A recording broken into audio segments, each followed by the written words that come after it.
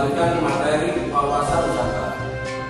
Pada pertemuan kali ini kita fokus pada pembahasan tentang implementasi wawasan Nusantara.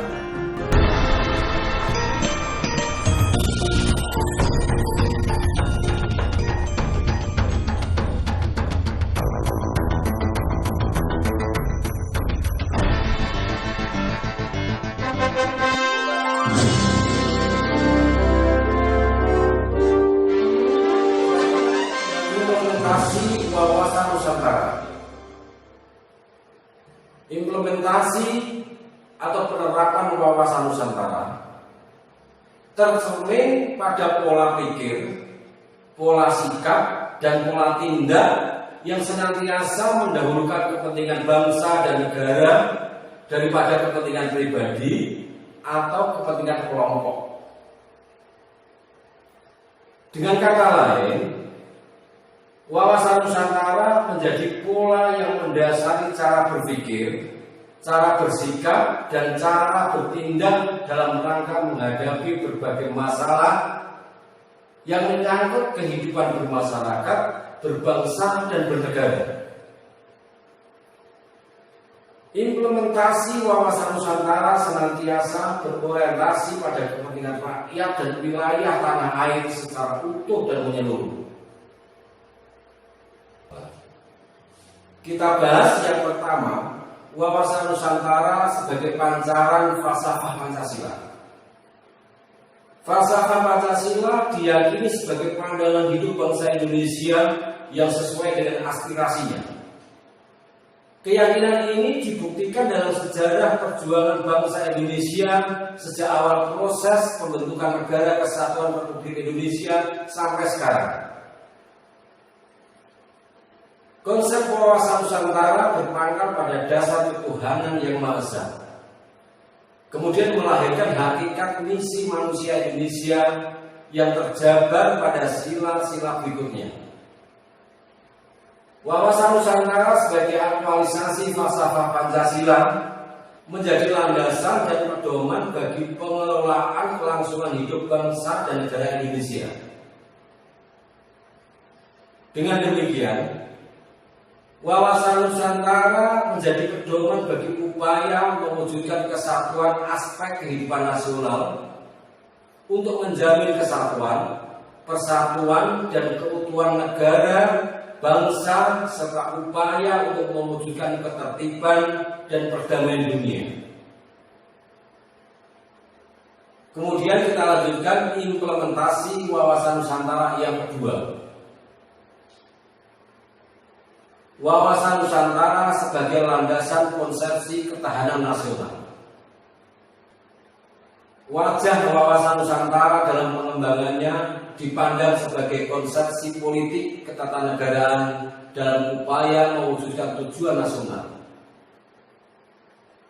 Sebagai suatu konsep politik yang didasarkan pada pertimbangan konstelasi geografis, wawasan Nusantara dapat dikatakan merupakan penerapan teori geopolitik dari bangsa Indonesia.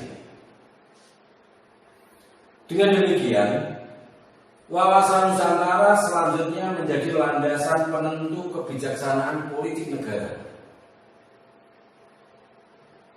Dalam perjuangan mencapai tujuan nasional, akan banyak menghadapi tantangan, hambatan, dan gangguan baik yang datang dari dalam negeri maupun dari luar negeri. Untuk menanggulanginya dibutuhkan suatu kekuatan baik fisik maupun mental. Semakin tinggi kekuatan, makin tinggi pula kemampuannya. Kekuatan dan kemampuan yang diistilahkan ketahanan nasional berdasarkan rangkaian pemikiran tersebut, maka ketahanan nasional diartikan sebagai konsepsi pengaturan dan penyelenggaraan dalam mencapai persatuan serta kesatuan nasional dalam rangka mencapai kesejahteraan dan keamanan nasional. Bertolak dari pandangan ini, maka ketahanan nasional merupakan geostrategi nasional untuk mencapai sasaran yang telah ditegaskan dalam wawasan Nusantara dan perlu ditingkatkan dengan berpedoman pada wawasan Nusantara. Selanjutnya, implementasi wawasan Nusantara yang ketiga, yaitu wawasan Nusantara sebagai wawasan pembangunan nasional.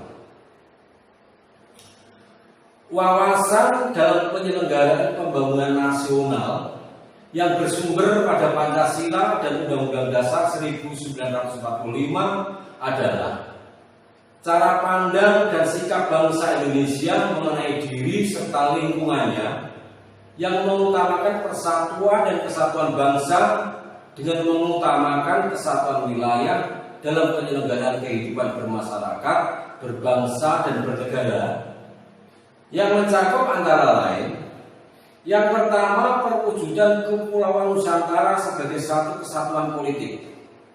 Dua, perwujudan Kepulauan Nusantara sebagai satu kesatuan ekonomi. Selanjutnya yang ketiga, perwujudan Kepulauan Nusantara sebagai satu kesatuan sosial dan budaya. Yang keempat, perwujudan Kepulauan Nusantara sebagai kesatuan pertahanan dan keamanan.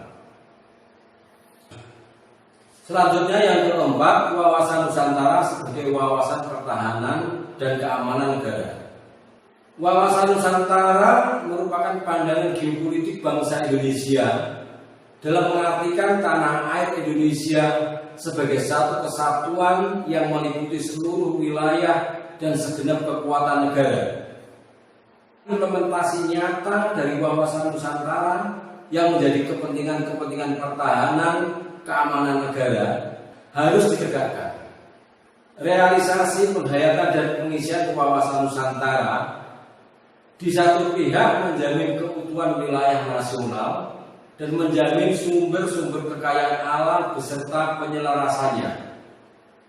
Sedangkan di pihak lain dapat menunjukkan kedaulatan negara, kesatuan Republik Indonesia. Selanjutnya, implementasi wawasan Nusantara yang kelima adalah wawasan Nusantara sebagai wawasan kewilayahan. Sebagai faktor eksistensi suatu negara, wilayah nasional perlu ditentukan batas-batasnya agar tidak terjadi sengketa dengan negara tetangga. Oleh karena itu, pada umumnya batas-batas wilayah suatu negara dirumuskan dalam konstitusi negara, baik tertulis maupun tidak tertulis.